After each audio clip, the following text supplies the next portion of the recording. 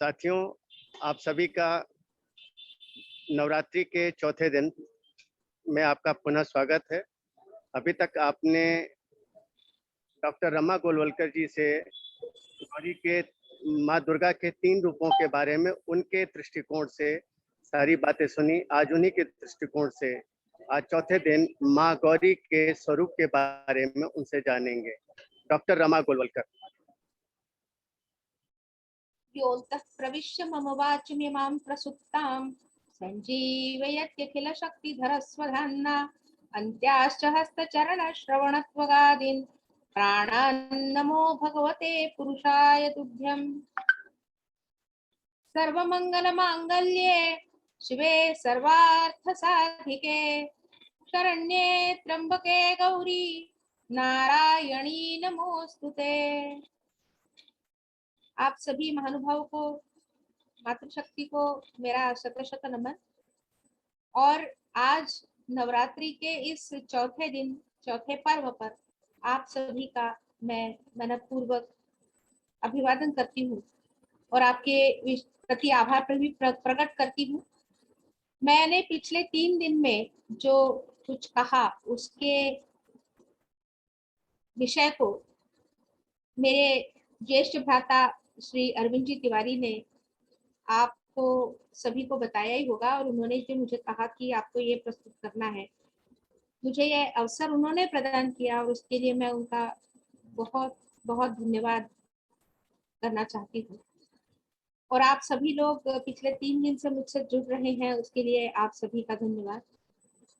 अगर मेरे प्रस्तुति में कुछ खोट है या कुछ अयोग्य है, कुछ गलती है, चूक है, आप मुझे क्षमा तो करेंगे ही और उसको दिखाएंगे भी कि भाई ये यहाँ आप सुधार ला सकती है, क्योंकि सुधार करना यही मनुष्य धर्म है। तो मेरी हर प्रस्तुति में आपको बहुत ध्यानपूर्वक सुन के आप उसमें सुधार लाने की कृपया कोशिश करें। तो आज का विषय है गौरी। महाराष्ट्र में एक प्रथा है, लड़की नववधु का श्रृंगार करने के बाद जब दूल्हे का इंतजार हो रहा है और दूल्हा पहले हनुमान जी के मंदिर में जाता है और उनको कहता है कि आज से मैं ब्रह्मचर्य छोड़ रहा हूँ, और जिस तरह से राम और जानकी के गृहस्थ जीवन में आपकी बहुत बड़ी भूमिका थी, तो वही भूमिका मैं आपको मेरे गृहस्थ जीवन के लिए भी दे रहा हूँ, क्योंकि अगर हनुमान जी नहीं होते तो राम और जानकी का पुनर्मिलन नहीं हो सकता था, क्योंकि उन्होंने ही ढूंढा उनको, उन्होंने ही कहा कि हर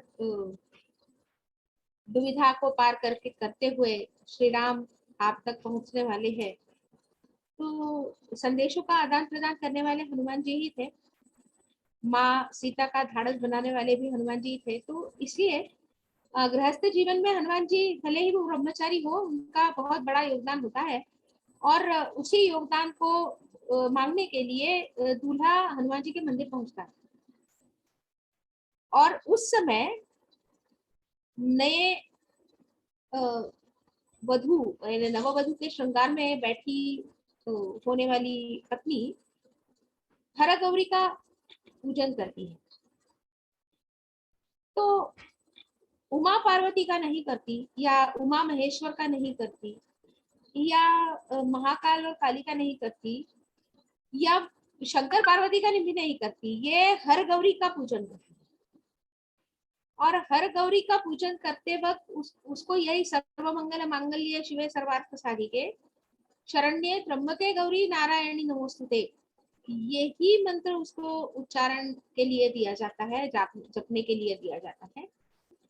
और तब मुझे छोटी थी, मुझे पता नहीं था, लेकिन जैसे ही मूर्ति शास्त्र के विषय को लेकर मेरी रुचि बढ़ी और मैं वो विजुअल रिप्रेजेंटेशन और विजुअल कम्युनिकेशन के बारे में अधिक सोचने लगी, विचार करने लगी, उसके बाद मुझे पता चला कि गौरी ही क्यों, पार्वती के किसी अन्य रूप में उसको क्यों नहीं पूजा जाता। तो पहले तो हम समझ लेंगे कि पार्वती जी का गौरी रूप क्या है। उससे पहले भी मैं आज का विषय रखना चाहती हूँ कि ये गौरी जो है, ये ज्ञान उत्पन्न करने वाली एक प्रक्रिया है। तो ज्ञान क्या है? आजकल क्या हो रहा है कि हम कौन बनेगा करोड़पति जैसे कार्यक्रम देख देख कर हमें ये एक धुंधला सा पर्दा हमारे नजरों के सामने रखा गया है कि आपके पास जो जानकारी है वही ज्ञान है, लेकिन ऐसा है नहीं। और ज्ञान क्या है ये समझने के लिए मैं अपना प्रेजेंटेशन शुरू कर रही हूँ। मुझे एक सेकंड का समय दीजिए।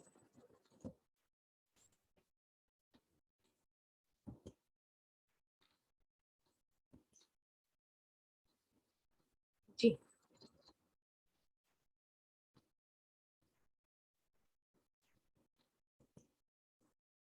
Process of knowledge creation and dissemination, यानी ज्ञान की उत्पत्ति की प्रक्रिया और ज्ञान का प्रसारण करने की भी प्रक्रिया जो है। प्रसारण यानी हम एक से दूसरे को, दूसरे से और चार लोगों से, चार लोगों से 10 से, ऐसा करते हुए बढ़ते जाता है, वही उसको प्रसारण कहते हैं। तो आप यह चित्र देख रहे हैं, पहले की स्लाइड में भी वह चित्र था कि दिमाग में हमारे बहुत सारी चीजें चलती रहती है एक साथ, वो जिसका हम चिंतन करते हैं। पहले तो श्रवण करते हैं, वाचन करते हैं, फिर वो जो जो जानकारी हमारे पास हमको प्राप्त हुई है उस जानकारी का हम उसको पचाते हैं, या अंग्रेजी में उसको एक शब्द है सीजनिंग करना। जैसे अचार पहले दिन खा नहीं सकते, उसको थोड़ा सा उस नमक और मिर्च के साथ उसको एकत्रित होना आवश्यक होता है। नमक का स्वाद जब तक अचार में नहीं ठीक से घुल मिल जाता, और अचार की वो जो या तो कड़वाहट है या फिर खटास है या फिर उसका उसका जो कड़ापन है, वो दिन के कुछ दिनों के में थोड़ा सा कम हो जाता है। फिर वो तो इतना इतना कम हो जाता है कि आम हो तो वो बाट से अलग निकल सकता है। ये सारी चीजें होती है, उसको सीजनिंग बोलते हैं। तो जानकारी की भी सीजनिंग की जाती है, और उसका परिणाम पहले हम देखते हैं, उसके बाद फिर वो सीजनिंग कैसे होती है वो उस पर विचार करेंगे। ये है, एक मैं चित्र दिखाने जाने वाली हूँ। एक पत्ता है, मेरे ख्याल से वो वटपत्र ही है, यानी वट का ही पत्ता है। और उसके बीचों बीच एक पानी की बूंद है, और वह पानी की बूंद पीने के लिए 12 चींटियां हैं। उन 12 चींटियों ने खुद को किस तरह से विभाजित कर लिया है वह देखिए। अब ये विभाजन जो है वो फिजिक्स के, मतलब भौतिक शास्त्र के नियम के अनुसार हो रहा है।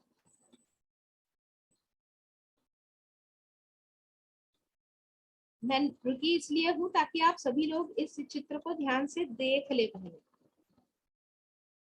और अब मैं उसका वर्णन करने जा रही हूँ। They are divided into 4 groups.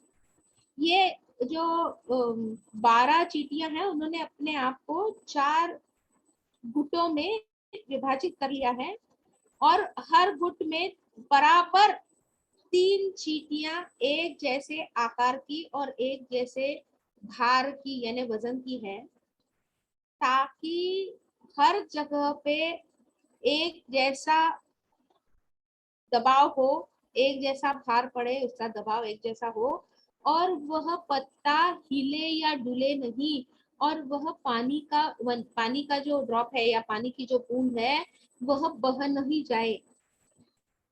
इसके लिए उन्होंने खुद को इस तरह संजोया है, या इस तरह से खुद का अरेंजमेंट किया है। वो जो कुछ भी वो कर रही है ना, वह फिजिक्स के नियमों के अनुसार कर रही है। अब वो कौन से फिजिक्स के क्लास में गई थी, और या तो कोटा में गई, वो कोटा के कई क्लासरूम चलते हैं वहां गई थी, या वो अपने आप ही ये सारी चीजें सीख गई। मेरे ख्याल से ये अनुभव से सिद्ध किया गया ज्ञान है। तो ज्ञान इतनी सी बारीक चीटी, उसका कितना बारीक मस्तिष्क होगा, और वह इतने सटीकता से ये सारी चीजें कैसे करते हैं। ये जो प्रैक्टिकल एम्प्लॉयमेंट और practical implementation of the information you have is called as ज्ञान। और इसीलिए मुझे यह जिस किसी ने फोटोग्राफ निकाला उसके तो धन्यवाद देनी है, क्योंकि उसका नाम कहीं मिला नहीं मुझे। उस अज्ञात को मैं शतशाह प्रणाम करती हूँ कि उसको एक तो ये उसने बहुत बारीकी से देखा, न सिर्फ देखा लेकिन फोटोग्राफ भी लिया, और फोटोग्राफ लेकर वो हमारे लिए उपलब्ध कराया। इन सभी तीनों चीजों के लिए मैं उसको मनपूर्वक धन्यवाद देती हूँ। तो कहने का तात्पर्य यह है कि ज्ञान सिर्फ हमारे पास नहीं होता, तो समस्त प्राणी मात्र में होता है। ये हमको कौन देता है? ये गौरी देती है। नॉलेज क्या है? तो नॉलेज की जो परिभाषा अक्सर की जाती है वो निम्न प्रकार से है: an outcome of amalgamation of information, understanding and skills that you have gained through learning और एक्सपीरियंस। ये एक ऐसा मिश्रण है जो अलग अलग नहीं कर सकता। इस मिश्रण से आप जानकारी अलग निकाल नहीं सकते, आपका जो आकलन है वो अलग नहीं निकाल सकते, और न ही आपने उससे जो कौशल प्राप्त किया है वो भी आप अलग नहीं निकाल सकते। तो ये जानकारी, आकलन शक्ति और कौशल, इन तीनों का ऐसा मिश्रण है जो आपने अध्ययन करते वक्त और अनुभव से प्राप्त किया है। एक और है कि ये जो है ये आपके दैनंदिन जीवन को ना बहुत आसान बनाता है। अब देखिए, अगर ये चींटियों का क्या ही उदाहरण अगर हम ले लें, और अगर ये ज्ञान उनको नहीं होता तो या तो पत्ता लुढ़क जाता, और पत्ते के लुढ़क जाने से वो पानी की बूंद है वो भी फिसल जाती, और उनको पानी पीने को नहीं मिलता। हो सकता है कि उस पानी के बूंद की फिसलन के में 2-3 चींटियां भी बह जाती। तो उन्होंने जीवन को अधिक आसान सुविधाजनक करने के लिए ज्ञान का उपयोग किया, और ज्ञान का सही और मूलभूत उद्देश्य हमारे जीवन में यही है कि हमारा जीवन आसान हो। Improves discretion, discrimination, judgement, decision. अब डिस्क्रिशन का मतलब होता है कि किसको क्या लगना चाहिए, मतलब कि डिस्क्रिशन और डिस्क्रिमिनेशन, हम निर्णय लेते हैं, निर्णय लेते हुए क्या योग्य है क्या अयोग्य है, क्या करना बेहतर होगा और क्या करने से क्या लाभ होंगे, क्या क्या नुकसान होंगे, इसके बारे में जब हम विचार करते हैं और उसके बाद जो निर्णय लेते हैं, और वो निर्णय लेने की क्षमता और अधिकार दोनों हमारे पास होते हैं, हम उसको डिस्क्रिशन और बोलते हैं। डिस्क्रिमिनेशन का मतलब हम दोनों में फर्क कर सकते हैं। ये फर्क हर बारी डिस्क्रिमिनेशन का मतलब क्या है कि आजकल लोगों ने उसको बहुत ही ऐसा शब्द बना दिया है कि भाई एवरीवन शुड बी इक्वल। नहीं हो सकता, एवरीवन कांट बी इक्वल, क्योंकि हम हर एक की अपनी अपनी विशेषताएं, अपनी अपनी आवश्यकताएं हैं, अपनी अपनी अपने अपने कौशल है, और अपनी अपनी आकलन शक्ति है, और अपनी अपनी क्षमताएं हैं। तो हर कोई एक जैसा नहीं हो सकता, तो डिस्क्रिमिनेशन होता ही है। फिर जजमेंट लेना कि भाई ये इतना करना ठीक रहेगा कि इससे थोड़ा कम किया जाए, इससे थोड़ा ज्यादा करने से अधिक अधिक लाभ होने वाला है, ये जजमेंट हम लोग लेते हैं। तारतम्य, उस तारतम्य को लेकर तो बहुत होता है कि भाई आजकल पता ही नहीं लोगों को कि किस चीज को अधिक महत्व देना चाहिए और किसको कम देना चाहिए। हम वस्तुओं को ज्यादा महत्व देते हैं बनिस्बत मानव के। मानवों का इस्तेमाल किया जाता है वस्तुओं की तरह, और वस्तुओं को संजो के रखा जाता है मानव की तरह या इंसान की तरह। ये आज के जीवन शैली का निचोड़ है। मैं एक और उदाहरण देना चाहती हूँ कि आपके घर में मच्छर बहुत होते हैं, इस दौरान तो होते ही हैं। तो उन मच्छरों को मारने के लिए क्या करना चाहिए? क्या उन मच्छरों को मारना आवश्यक है? हाँ, मारना आवश्यक है, क्योंकि या तो डेंगू या मलेरिया दोनों में से कोई भी एक हो सकता है। लेकिन उनको मारने के लिए फिर हम किस वस्तु का उपयोग करें? कई लोग होते हैं कि जिनको वो धुएं की अगरबत्ती जो होती है जिससे मच्छर भाग जाते हैं, उस अगरबत्ती के धुएं की तकलीफ होती है। फिर कई लोगों को वो जो द्रव होता है उसकी उसके जो उसकी जो भाप होती है उसकी तकलीफ होती है। ये दोनों नहीं करने, तो क्या करेंगे? तोप लाएंगे। तोप से मच्छर मारना, क्योंकि फिर तोप, सोच लीजिए आप, मतलब कितना विचार पूर्वक किया हुआ काम होगा फिर वो। अच्छा, उसके लिए फिर हमको लाठी भी नहीं चलती, काठी भी नहीं चलती, और फिर हम सोचने लगते हैं कि फिर क्या करना है। तो फिर कोई तो भी आपको बताता है, अरे वो एक रैकेट मिलती है, उस रैकेट को लेके आओ, उसमें करंट रहता है, उस करंट को ऐसे वो रैकेट को घुमाओ तो उसमें वो उसकी जाली में फंसते हैं और करंट लग के वो सारे मर जाते हैं।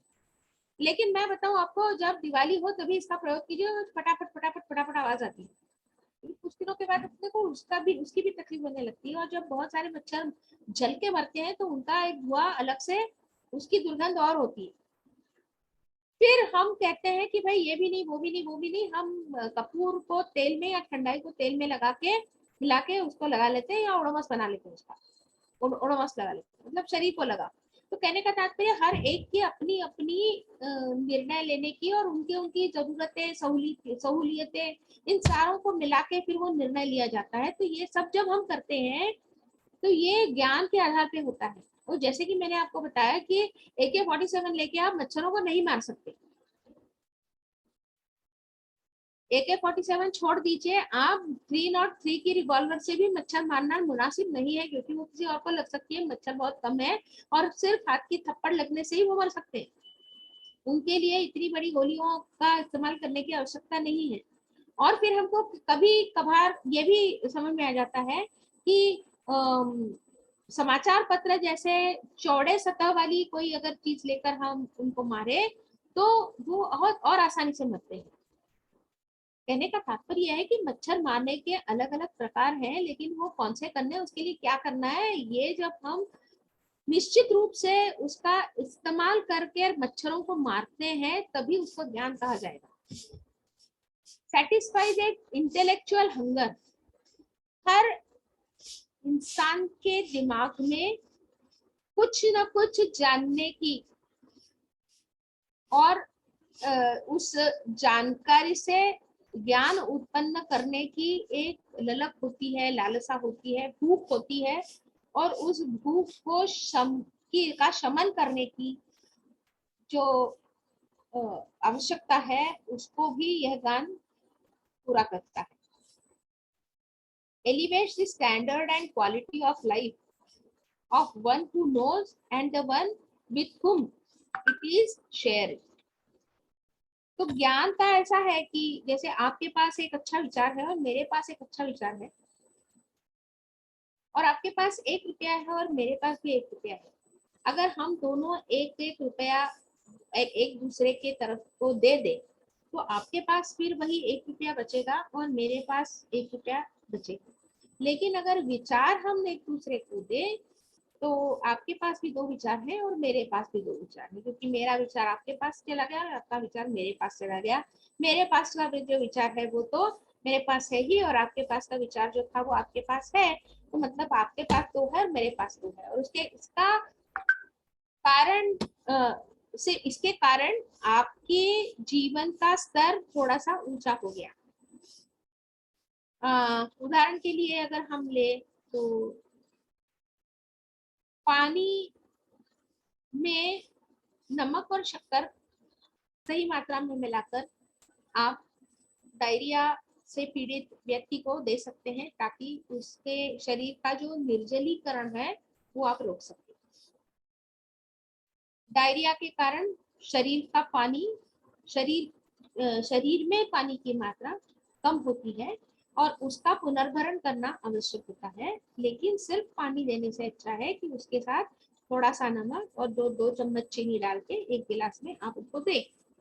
अगर हो सके तो उसमें नींबू का रस भी निचोड़े, क्योंकि नींबू विटामिन C वाला है और वह आपको प्रतिकार शक्ति प्रदान करता है। आपकी जो प्रतिकार शक्ति बहुत कम हो गई है, जिसके कारण डायरिया, आपको डिसेंट्री या डायरिया हो गया है, वो आपको फिर से वो प्रदान करेगा। अब ये जानकारी है, ये देने से कितने लोगों की जानें बचेगी, ये आप सोच लीजिए। तो स्टैंडर्ड ऑफ लिविंग बढ़ गया, हम कम खर्चे में और कम समय में और तुरंत नींबू, पानी, नमक और शक्कर या चीनी एकत्रित करके डायरिया हुए मरीज को पिला सकते हैं। क्वालिटी ऑफ लाइफ बढ़ी। अब गौरी है, तो गौरी के बारे में बात कर रहे थे हम शुरू में। तो ये process of knowledge creation and dissemination, यानी कि ज्ञान को सिर्फ उत्पन्न करना ही नहीं है, तो ज्ञान का प्रसारण करना भी उतना ही आवश्यक है। अब ज्ञान का देखिए, मेरे पास कई ऐसे उदाहरण है कि जिसको हम ज्ञान क्या होता है ये बता सकते हैं। देखिए, आपको बचपन में हम लोगों को सिखाया गया था कि 2 और 2 4 होते हैं। अब सीधी सी बात है कि हमारे यहाँ एक पिक्चर बनी थी जिसका नाम है 2 और 2 5। तो हमको ये तो पता चला भाई ये गणित का सूत्र नहीं है, ये सिर्फ एक सिनेमा का शीर्षक है, जो कि उस परिस्थिति, जिस परिस्थिति के ऊपर वो सिनेमा बना है उसको लेकर उन्होंने बनाया है। लेकिन हमको ये भी पता है कि भाई 2 और 2 4 तो होते हैं, लेकिन 2 लीटर दूध और 2 लीटर दूध और 2 लीटर पेट्रोल भले ही 4 लीटर बताएगा, लेकिन दोनों को एकत्रित नहीं किया जा सकता। और तो और 2 मीटर का कपड़ा और 2 मीटर की जमीन का कोई मेल नहीं है। फिर ये भी हो सकता है कि 5 मीटर कपड़ा और 5 लीटर दूध हम जोड़ नहीं सकते। मतलब हमको धन करना आ तो गया, लेकिन किसका धन हो सकता है और किसका नहीं हो सकता, ये जब तारतम्य हमें आता है तब हम उसको कहते हैं कि हाँ यह ज्ञानी है। तो ये ज्ञान देने वाली गौरी। अब आप देखिए, ये जो वेणुपुर करके जगह है महाराष्ट्र में, वहां का फोटोग्राफ है। मेरी एक सहेली है जिनका नाम है डॉक्टर साइली पालंडे दातार। उन्होंने इसको इस छायाचित्र को लिया है। ये हमने जो ये सरस्वती माँ सरस्वती देखी, सॉरी, ये हमने जो ये माँ गौरी देखी, तो ये गौरी है, ये उमा महेश्वर भी नहीं है, ऐसे शिव पार्वती नहीं है। हम बोलते हुए तो शिव पार्वती बहुत आसानी से भूल जाते हैं, लेकिन ये शिव पार्वती के रूप में नहीं है, ये उमा महेश्वर के रूप में भी नहीं है, ये परमेश्वर और परमेश्वरी के रूप में भी नहीं है, ये हर गौरी है। हर मतलब शिव और गौरी मतलब कि पार्वती का रूप, शिव का और पार्वती का ये हर गौरी रूप है। कैसे पता चलता है हमको? तो ये पार्वती जी के पास एक आपको छिपकली नुमा एक प्राणी दिखेगा, गणेश जी के दाहिने हाथ में यानी राइट हैंड साइड पे, और पार्वती जी का जो जो पद है, पार्वती के जो पग है, कदम है, उनके और गणपति जी के बीच में दिखेगा आपको, जिस पर लाल जासवंत के फूल और बेल की पत्ती चढ़ाई गई है और सफेद रंग का एक टीका भी लगाया गया है। ये छिपकली, उसकी उसकी पूंछ भी ऊपर की तरफ दिख रही है, ये छिपकली है। छिपकली को छिपकली के तौर पे मत देखिएगा, दिखा आपको, और मैंने पास लेकर आई हूँ। ये जो हर गौरी है, उनके भी साथ एक छिपकली आपको दिखाई देगी। छिपकली का छिपकली नहीं है, ये गोद है, हिंदी में इसको गोद बोलते हैं। दिख रहा है आपको? उनकी गौरी जी के बिल्कुल पैरों के नीचे ये आपको दिखाई देगा। और ये गोद है, गोधा सनात भवेद गौरी, यानी जब भी उनका वाहन गोद होता है या गोधा होता है तो उनको गौरी कहा जाता है। अब ये गोद क्या है? तो इसको कॉमन इंडियन मॉनिटर लिजार्ड बोलते हैं। देख लीजिएगा उसके, और हिंदी, मराठी और अन्य सभी भारतीय भाषाओं में उसको कहा जाता है कि इसकी जो पकड़ होती है ना, वो बहुत ही तगड़ी होती है, वो आसानी से कोई चीज छोड़ती नहीं है। बहुत मुश्किल से उसकी उसकी पकड़ से हम किसी चीज को अलग कर सकते हैं। तो जब आपको ये देखिए, और ठीक यही आपको ये पार्वती जी यानी गौरी जी के कदमों के पास मिलेंगी। ये होयसळ शैली की है। आप देखिए कि किस तरह से उनका जूड़ा बनाया गया है, जूड़े में उसके उनके बहुत अच्छा शिरोभूषण है। जिस तरह से भगवान शंकर के मुकुट पर आपको नर कवटी दिखाई देगी, उन्होंने जो अलंकार पहने उसमें भी कहीं कहीं आपको नर कवटी दिखाई देगी। उनके बालों को देखिए कितने घुंघराले और कितने स्टाइलिश है। गौरी माँ है, उनके दाएं हाथ, बाएं हाथ में यानी लेफ्ट हैंड में आपको आईना दिखाई देगा। और ये जो भगवान शिव यानी हर के हाथों में जो अक्षमाला दिखाई दे रही है, वो आप उससे आर पार अपना हाथ डाल सकते थे, अभी वो टूट गई है, लेकिन वो माला ऐसे जैसे लटक रही हो, इतना उन्होंने बारीक काम किया है। उसको आप अप्रिशिएट कीजिए। बहुत ही खूबसूरत एक कलाकृति हमारे सामने हमारे पूर्वजों के द्वारा प्रस्तुत की गई है। सोमनाथपुरम मंदिर के प्रकार में आपको ये दिखाई देगी। और ये भी आपको यहाँ पे भी पौधा दिखाई देगी, ये हरगौरी ही है। और देखिए कितना बारीक काम किया हुआ है, कला कुशल बोलते हैं इसको मराठी में। और ये जो गौरी है, इनके पैरों के नीचे आपको वही गोद दिखाई देगी। लोग आजकल उसको छिपकली बोलते हैं, लेकिन वो छिपकली नहीं है। अब ये जो गौरी है खड़ी है, ये इंटरनेट से लिया गया फोटोग्राफ है मेरा, इसमें से एक भी फोटोग्राफ मैंने नहीं लिया। तो जिन्होंने ये लिया है, जिनके नाम या तो वहाँ पे लिखे हुए हैं, और उनको सभी को मैं धन्यवाद देना चाहती हूँ। ये जो गौरी खड़ी है ना, उनके पैरों के नीचे आपको वो गोथा दिखाई देगी। यहाँ पे भी, यहाँ पे देखिए तो फिर आपको यहाँ के आपको ये वाली गोथा दिखाई देगी। ये dreams.com का फोटोग्राफ है। तो गौरी को देखने के दो तरीके, गौरी को पहचानने के दो तरीके हैं कि एक तो गौरी है जो हाथ में आईना लेके बैठी है, देखा आपने, उन्होंने हाथ में आईना लिया, वो आईना उन्होंने पकड़ा भी ऐसा है कि उसमें वो खुद को नहीं देख रही है, उसमें वो शिव जी को देख रही है, मतलब उनके बगल में जो हर बैठे हैं उनको देख रही है। अब हर ने भी उनके ठोड़ी को अपनी उंगली लगा के उनको कुछ समझाने की कोशिश कर रहे हैं। हमको लगता है कि वो रोमांस कर रहे हैं, ये रोमांस नहीं है, ये है प्यार से समझाना।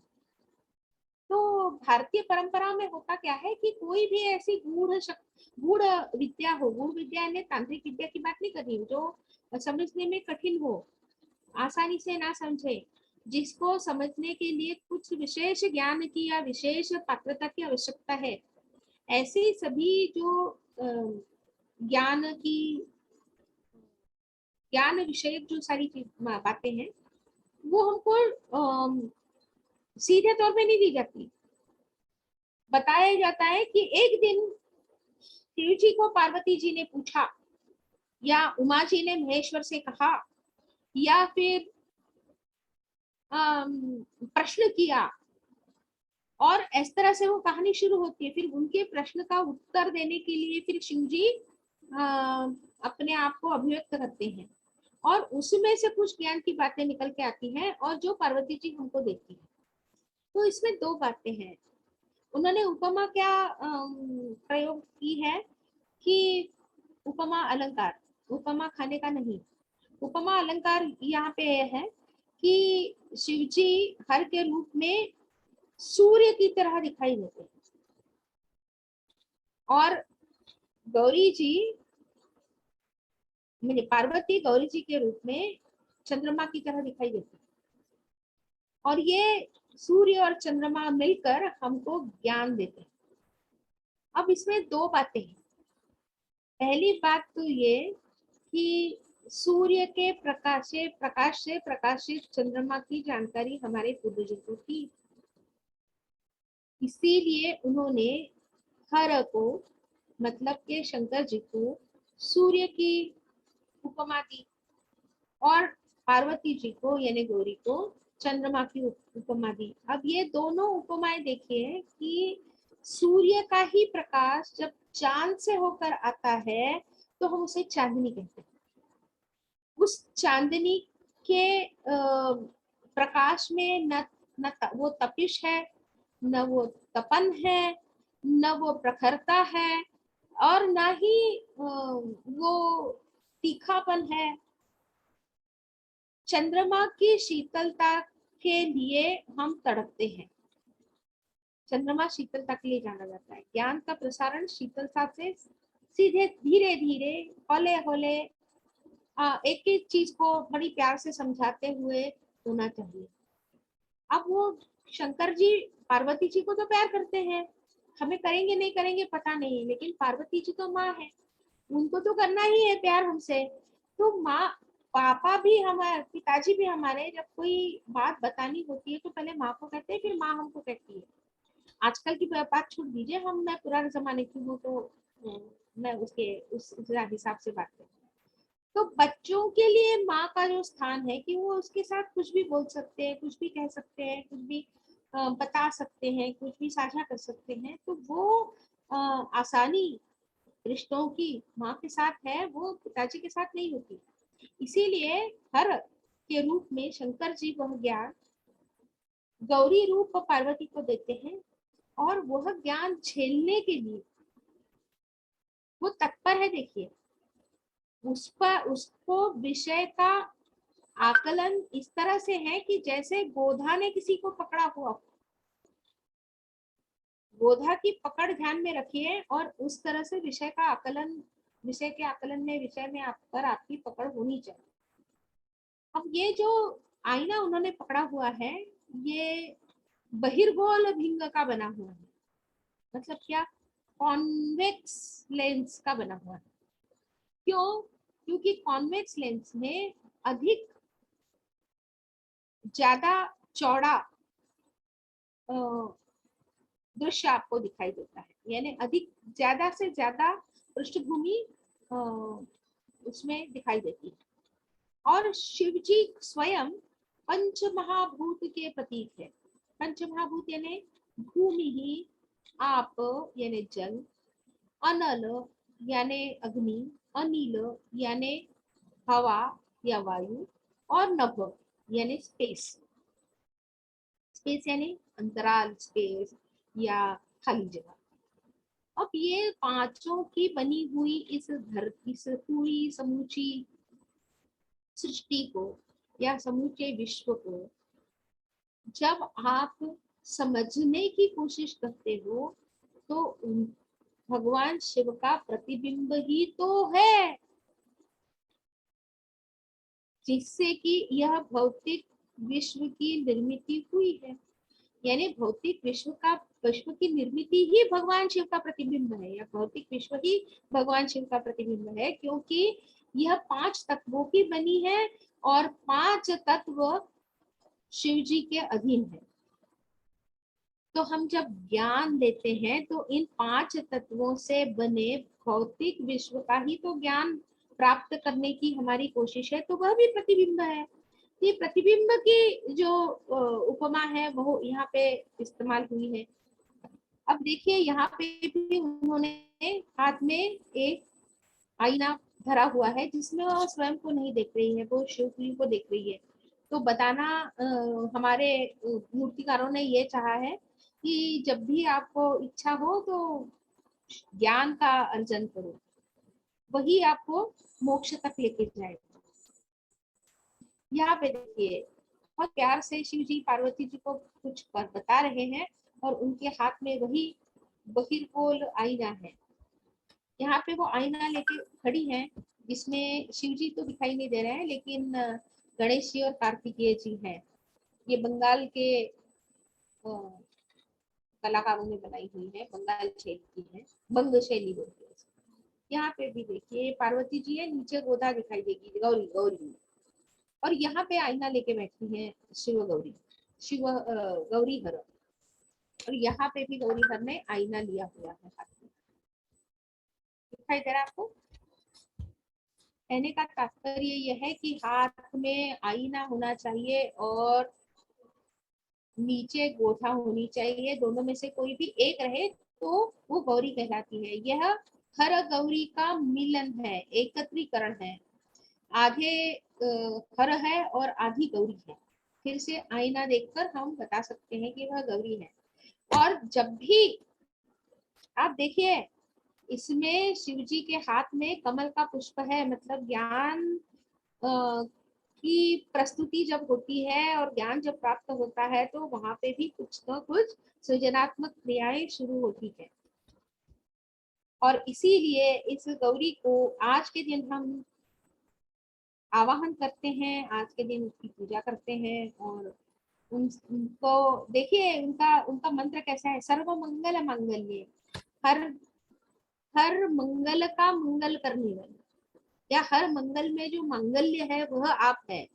शिवे यानी पार्वती जी सर्वार्थ साधिके, ज्ञान से सर्वार्थ साधा जाता है। अगर आपके पास ज्ञान है तो आपको हर वो चीज मिल सकती है जिसकी आपने कामना की। शरण्य त्र्यंबके गौरी नारायणी नमोस्तुते, हम आपके शरण जाते हैं हे त्र्यंबके, हे तीन आंखों वाली त्र्यंबके गौरी नारायणी नमोस्तुते। नारायणी यानी भगवान विष्णु की शक्ति को नारायणी कहा जाता है, इसीलिए भगवान कृष्ण की सेना का नाम नारायणी सेना। तो शरण्य त्र्यंबके गौरी नारायणी नमोस्तुते। और इसी के साथ मैं अपना आज का यह प्रवचन विवेचन यहीं पे समाप्त करती हूँ, अपनी वाणी को विराम देती हूँ। आप सभी को मनपूर्वक धन्यवाद।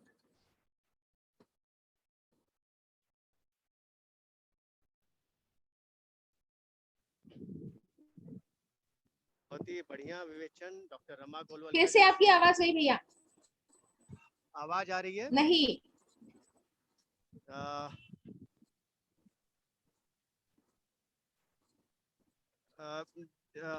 जैसा कि आपने अभी डॉक्टर रमा गोलवलकर जी से उनके विचारों को सुना, और उन्होंने अब तक 4 रूपों को अपने दृष्टिकोण से हम लोगों के बीच में पहुंचाया, जो कि एक नया दृष्टिकोण था इस नवरात्रि को देखते हुए, और एक विभिन्न आयाम दिया है। इसी तरीके से 5वें रूप के लिए फिर मिलेंगे डॉक्टर रमा गोलवलकर जी के साथ इसी लिंक पे। आप सब प्रणाम, और इस प्रसारण को यहीं विराम देते हैं। धन्यवाद।